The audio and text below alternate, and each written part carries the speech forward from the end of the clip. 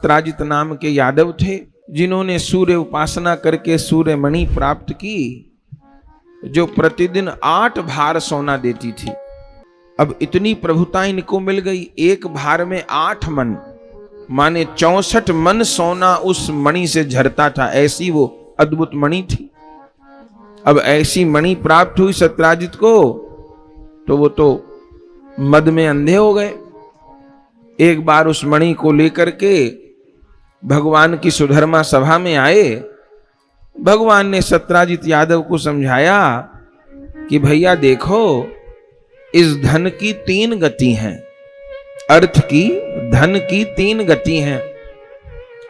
उत्तम गति है दान, अपने हाथ से जो बन जाए उससे अच्छा कुछ नहीं। सबसे उत्तम गति है धन की दान। मध्यम गति है भोग और अधम गति है नाश। कलयुग में प्रायः नाश वाली गति अधिक होती है। सारी जिंदगी जोड़ते निकल जाती है। और एक सर्वेक्षण में बताया गया कि व्यक्ति जो इकट्ठा करता है जीवन में, उसका 1/4 भी वो उपयोग नहीं कर पाता अपने जीवन में। सब कुछ आगे वालों के लिए छोड़ के चला जाता है। अब वो क्या उपयोग करते हैं खबर नहीं। यदि नालायक है तो नष्ट ही कर डालेंगे सब कुछ। तो भगवान सत्राजित यादव को कहे, भैया इतने सोने का, इतने धन का तुम क्या करोगे? तो धन की उत्तम गति तो दान है, मध्यम गति भोग है। अब भोग भी कोई कितना करेगा, और न तो फिर निम्न गति तो नाश है। तो इस मणि को तुम्हें राजकोष में जमा करा देना चाहिए, ताकि ये धन राष्ट्र की सेवा में काम आवे। सत्राजित यादव तो इस बात को सुनकर के नाराज हो गए। बोले, मेरा धन मैंने तब करके मणि पाई, मैं क्यों राजकोष में जमा कराऊं? जो मेरा मन होगा मैं वो करूंगा। भगवान ने कहा, ठीक है, हमने तुमको समझाया, तुमको नहीं समझ आती तो कोई बात नहीं। बाकी ये अर्थ अनर्थ कर देने वाला है, यदि इसकी सदगति न हो कोई बात नहीं। सत्राजित लौट आए। एक दिन इनका भाई प्रसेन शिकार खेलने जा रहा था। अपने भाई से कहा, भाई साहब मणि दे दो मुझे। वो मणि रात में भी उजाला कर देती थी, दिन निकाल देती थी, ऐसी तेजस्वी मणि थी। उस मणि को लेकर के वो शिकार खेलने गया। सिंह से सामना हो गया। वो तो सिंह को मार नहीं पाया, सिंह ने प्रसेन को मार दिया। मणि ले ली और वो सिंह चले मणि लेकर के। उनका सामना जामवान जी से हो गया। जामवान जी ने उस सिंह को मार डाला, उससे मणि ले ली और अपनी कन्या जामवती को दे दी। ये जामवान जी कौन है? ये जाम्बवान जी वही रामलीला वाले जाम्बवान हैं। हनुमान जी की तरह ये भी चिरंजीवी हैं, सतयुग में भी हैं। सतयुग में भगवान जब वामन अवतार लिए तो इन्होंने वामन भगवान की परिक्रमा की थी। और रामलीला में भी है, रामलीला में तो है ही, और द्वापर लीला में भी है, और कलयुग में भी है, चिरंजीवी हैं जामवंत जी। तो जामवंत जी उस मणि को अपनी गुफा में ले गए। इधर सत्राजित का भाई प्रसेन लौटा नहीं, और सत्राजित यादव ने झूठे ही अफवाह फैला दी द्वारिका में कि मेरे भाई को मार करके श्री कृष्ण ने मणि छीन ली। इन्हीं की नियत आ रही थी मेरी मणि पर। भगवान पर आरोप लगा, और जैसे भगवान पर झूठा आरोप लगा, सबसे पहले प्रभु क्या किए?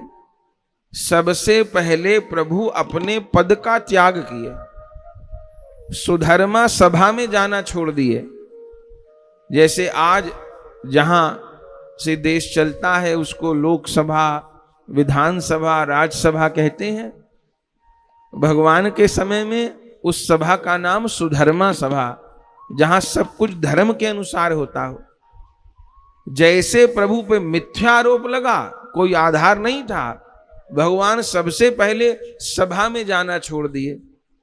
ये है हमारे शास्त्र की राजनीति। कितनी शुद्ध राजनीति कि राजा पर झूठा आरोप लग गया, पद छोड़ दिया, और अभी क्या स्थिति है, एक एक मंत्री पे 10-10 घोटाले के केस चल रहे होते हैं। कुछ तो जमानत पे होते हैं, 10-10 केस चल रहे हैं, और फिर भी वो लोकसभा विधानसभाओं में भी आ जाते हैं, बैठ जाते हैं, यहां तक कि जेल में रह के चुनाव भी लड़ लेते हैं।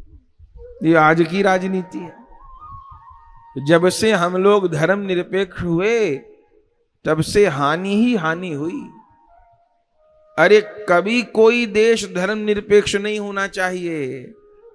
धर्मनिरपेक्ष हो जाएंगे तो क्या अधर्म के सापेक्ष हो जाएंगे? धर्म के तो सापेक्ष रहना होगा। और इस सृष्टि में धर्म कौन है? इस सृष्टि में धर्म एकमात्र सनातन धर्म ही है, और कोई धर्म नहीं। जो धर्म दूसरों का गला काटना नहीं सिखाता, ये सनातन धर्म में ही कहा गया, सर्वे भवन्तु सुखिना सर्वे सन्तु निरामया। यहां लोगों का नाम पूछ करके, मजहब पूछ करके, शरीर की जांच पड़ताल करके उनका कत्ल नहीं होता। हमारे ऋषियों ने, हमारे पूर्वजों ने ये बात हमको नहीं बताई।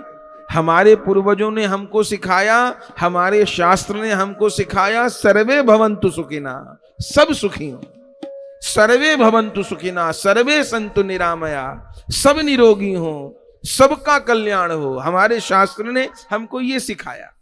अब इस बात को कौन नहीं मानेगा? कौन देश नहीं मानेगा? कौन पंथ इस बात को नहीं मानेगा कि सबके सुखी होने की, सबके निरोगी होने की, सबके कल्याण की कामना करी जा रही है? और लोगों ने क्या सिखाया कि जो हमारी पद्धति को नहीं मानता उसका कत्ल कर दो, वो सब काफिर हैं, उन सबको मार डालो। इसलिए वो धर्म नहीं हो सकते, वो तो अधर्म है। धर्म तो एकमात्र सनातन धर्म ही है। जहां हम लोग चींटी को मारने से भी डरते हैं, मनुष्य को मारना तो बहुत बड़ी बात हो गई। चलते समय ये भी देखते हैं कि चींटी पे पैर न पड़ जाए, ये सनातन धर्म है, जहां चींटी के कष्ट को भी देखा जाता है। तो भगवान ने उसी समय अपने पद का त्याग कर दिया, सभा में जाना बंद कर दिया, और भगवान अपने आरोप को असत्य सिद्ध करने के लिए चले हैं। वन में गए, तब वन में उस प्रसेन का शव शतविक्षित मिला, लेकिन मणि नहीं थी, वहां सिंह के पंजे थे।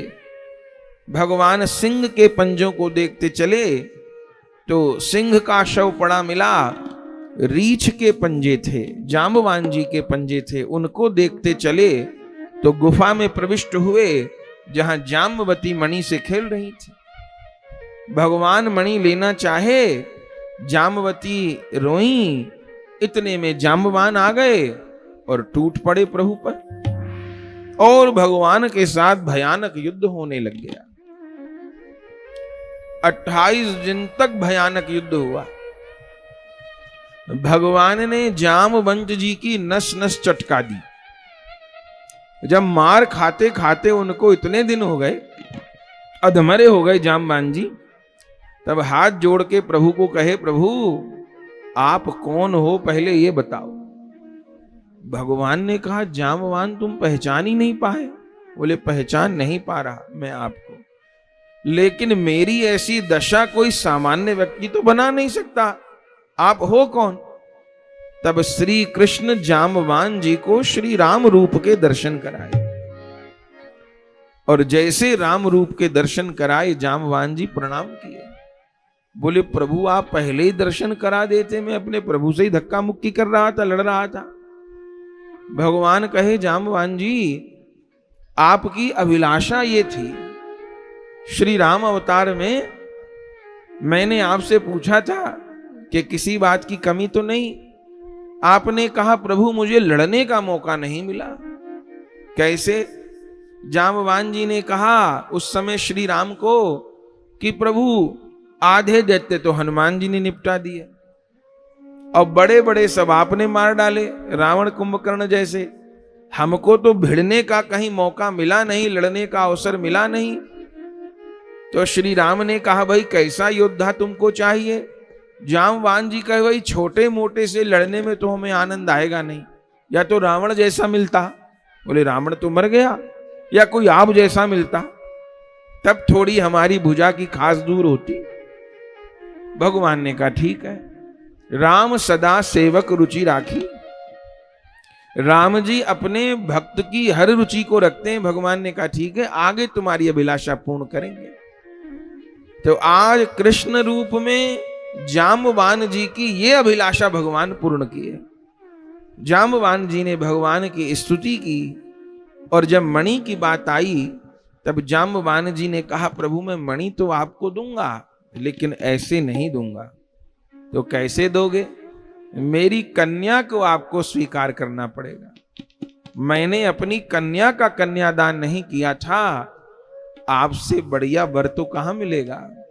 मैं अपनी कन्या का कन्यादान आपको करता हूं। तब जाम्बवान जी अपनी कन्या का दान प्रभु के प्रति किए, और दहेज में प्रभु को फिर मणि दे दिए। तब भगवान का दूसरा विवाह हुआ श्री जाम्बवती जी के साथ में। ये जाम्बवती जी कौन है? ये जाम्बवती जी नवधा भक्ति में कीर्तन भक्ति का स्वरूप, अपने पिता के साथ कीर्तन भक्ति करती हैं, और आज कीर्तन भक्ति के परिणाम स्वरूप इनको बैठे बिठाए भगवान का वर्ण हो गया। तो कीर्तन भक्ति स्वरूपा श्री जाम्बवती जी के साथ भगवान का दूसरा विवाह हुआ। कहिए जाम्बवती वल्लभ लाल की जय हो। दो विवाह हो गए।